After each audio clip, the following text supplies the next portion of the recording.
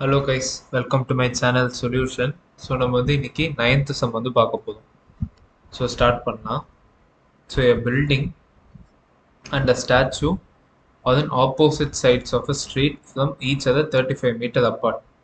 So பில்டிங்கும் ஸ்டாச்சுவும் ஸ்ட்ரீட்டோட opposite சைட்ஸில் இருக்குது. So அது ரெண்டுமே அப்போஸ் பண்ணி இருக்கு.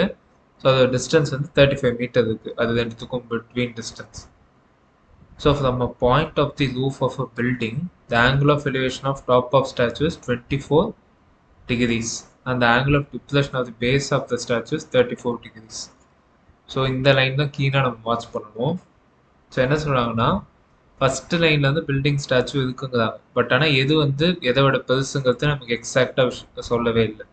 பட் இந்த லைனில் என்ன சொல்கிறாங்கன்னா ரூஃபோட ஒரு particular point of the roof அதுலேருந்து வந்து of the building, the angle of elevation of top of statue is 24 degrees.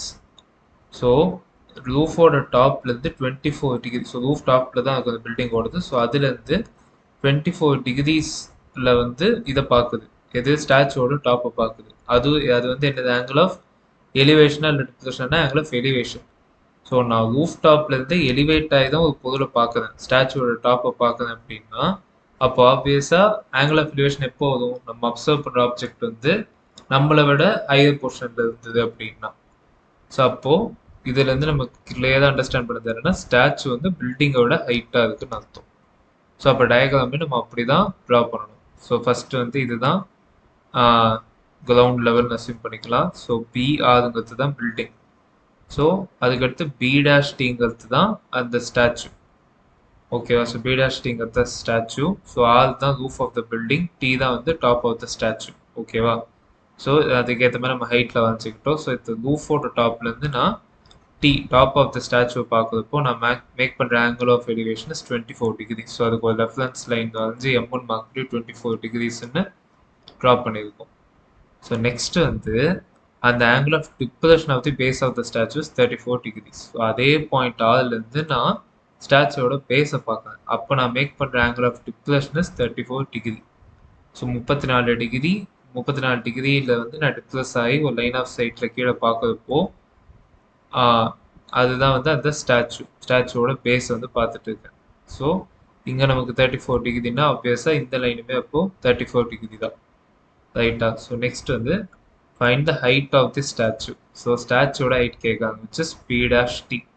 So P dash T வந்து ஹெச்ன்னு மார்க் பண்ணியிருக்கோம். ஸோ கொடுத்த ஒரே இன்ஃபர்மேஷன் வந்து பிபி டேஷ் வந்து 35 மீட்டர், மீதி எல்லாமே ஆங்குலர் இன்ஃபர்மேஷன்ஸ் தான் இருக்குது. ஸோ நம்ம இந்த ஹைட்டை வந்து கண்டுபிடிக்கணும். ஸோ ஸ்டார்ட் பண்ணலாம். ஸோ நமக்கு வந்து 2 ட்ரையாங்கிள் இருக்குது. ஸோ ஒன்று டி ஆதம், இன்னொன்று வந்து R P dash P. So இது ரெண்டுத்தையும் யூஸ் பண்ணி தான் ஹைட் வந்து கண்டுபிடிக்கணும். ஸோ ஃப்ரம் டி ஆதம், ஸோ டி ஆதம் வந்து அந்த டாப்பு. ஸோ இங்கே வந்து டேன் எடுக்கும். tan 24 degrees is equal to opposite by adjacent. So opposite வந்து mt, adjacent வந்து இந்த mr. ஸோ mt வந்து தான் தெரியாது, mr வந்து நமக்கு தெரியும், which is 35 மீட்டர். இங்கே அதேனா இதுவும் 35 மீட்டர் தான். Suppose tan 24 degrees is equal to mt divided by 35 meter. So mt will be 35 into tan 24 degrees.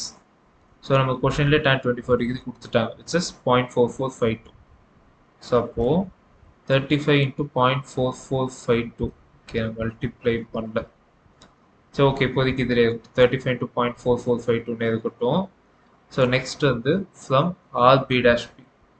So RP dash பிங்கிறது கீழே இருக்குது இந்த பார்ட். ஸோ இதில் வந்து இதுலேயும் இதே மாதிரி டேன் தான் எடுக்கணும். ஏன்னா அப்போ தான் நமக்கு ஹைட் கண்டுபிடிக்கணும். ஏன்னா ஹைட் வந்து இந்த பார்ட் இருக்குது. ஸோ நம்ம டேன் எடுத்தால் தான் ஆப்போசிட் பை அட்ஜசன்ட் யூஸ் பண்ண முடியும். ஏன்னா நமக்கு அட்ஜசன்ட் இன்ஃபர்மேஷன் தான் இருக்குது, ஹைப்போட்டெனிஸ் இல்லை. ஸோ ஹைப்போட்டெனிஸ் இல்லாதனால சைன் அண்ட் காஸ்லாம் நெக்லெக்ட் பண்ணி நிறைய சம்க்கு நம்ம வந்து டேனே போகும். ஏன்னா மோஸ்ட் ஆஃப் த சம்ஸில் வந்து ஹைப்போட்டெனிஸ் டிஸ்டன்ஸ் வந்து அவங்க கொடுக்குறதும் இல்லை, அதை அதிகமாக கேரி பண்ணுறது இல்லை, அதை ஈவன் கேல்குலேட் பண்ண கூட கேட்கல. ஸோ மோஸ்ட்லி இந்த மாதிரி சம்ஸ்க்கு எல்லாமே டேன் தான் ஃபஸ்ட்டு சாய்ஸ்.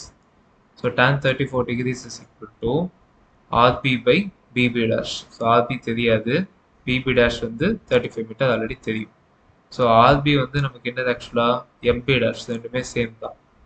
ஸோ இப்போ நம்ம tan 34 degrees is equal to RB by BB dash or even MP dash by B or அது mp dash by bb dash ரெண்டுமே ஒன்று தான்.